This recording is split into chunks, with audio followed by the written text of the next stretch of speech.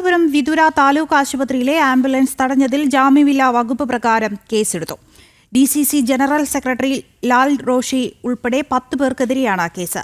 ആംബുലൻസിന് insurance ഇല്ലെന്ന് ആരോപിച്ചാണ് പ്രവർത്തകർ പ്രതിഷേധിച്ചത്. വിവരങ്ങളുമായി തിരുവനന്തപുരത്ത് നിന്ന് ശ്രീനന്ദ SP ചേരുന്നുണ്ട്. ശ്രീനന്ദ, ഇന്നലെയാണ് ഇത്തരത്തിൽ ആംബുലൻസ് തടഞ്ഞ സമരം നടത്തിയത്. തുടർന്ന് വനവാസിയായ ഒരു യുവാവ് മരിക്കുകയും ചെയ്തിരുന്നു. ഇപ്പോൾ അവർക്കെതിരെയാണ് കേസെടുത്തിരിക്കുന്നത്. എന്തൊക്കെയാണ് വിശദാംശങ്ങൾ?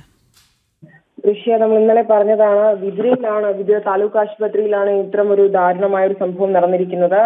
ആശുപത്രിയിലെ ആംബുലൻസ് തടഞ്ഞാണ് ഇന്നലെ രോഗിയുമായി വരുമ്പോഴാണ് ഈ ഒരു ആംബുലൻസ് അവിടുത്തെ ലോക്കൽ കോൺഗ്രസ് പ്രവർത്തകർ തടയുകയുണ്ടായത്. ഇപ്പോൾ ഇതിൽ നടപടി സ്വീകരിച്ചിരിക്കുകയാണ്. DCC general secretary Lal Roshi ഉൾപ്പെടെ 10 പേർക്കെതിരെയാണ് കേസെടുത്തിരിക്കുന്നത്. ആംബുലൻസിന് ഇൻഷുറൻസ് ഇല്ല എന്ന് ആരോപിച്ചുകൊണ്ടാണ് ഈ ഒരു പ്രവർത്തകർ പ്രതിഷേധിച്ചതും ഈ ഒരു ആംബുലൻസിനെ തടയുകയും ഉണ്ടായത്. എന്നാൽ ആംബുലൻസിൽ ഉണ്ടായിരുന്ന ബിനു എന്ന് പറയുന്ന യുവാവ്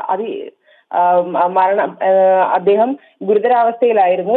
അത്യാഹിത വിഭാഗത്തിൽ നിന്നാണ് രോഗിയെ ആംബുലൻസിൽ കയറ്റാനായി കൊണ്ടുപോയിരുന്നത്. മെഡിക്കൽ കോളേജിലേക്ക് ഉടൻ തന്നെ മാറ്റിയില്ലെങ്കിൽ ജീവൻ നഷ്ടമാകുമെന്നുള്ളൊരു അവസ്ഥയിലായിരുന്നു അദ്ദേഹം ഉണ്ടായിരുന്നത്. ആ ഒരു അവസ്ഥ പോലും മനസ്സിലാക്കാതെ, അത് പറഞ്ഞ് മനസ്സിലാക്കാൻ കൂടെ ഉണ്ടായിരുന്ന വ്യക്തികൾ ശ്രമിച്ചെങ്കിലും അത് കേൾക്കാൻ പോലും തയ്യാറാകാതെ ആ ഒരു ആംബുലൻസ് തടഞ്ഞു നിർത്തിയ ഒരു പ്രവണതയായിരുന്നു കോൺഗ്രസ് പ്രവർത്തകരുടെ ഭാഗത്തു നിന്നും ഉണ്ടായത്. അങ്ങനെ മെഡിക്കൽ കോളേജിൽ എത്തിയപ്പോഴേക്കും രോഗി മരണപ്പെടുകയായിരുന്നു.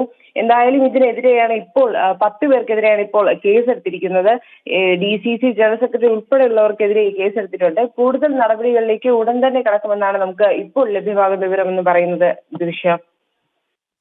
ശ്രീനന്ദയാണ് വിവരങ്ങൾ നൽകിയത്.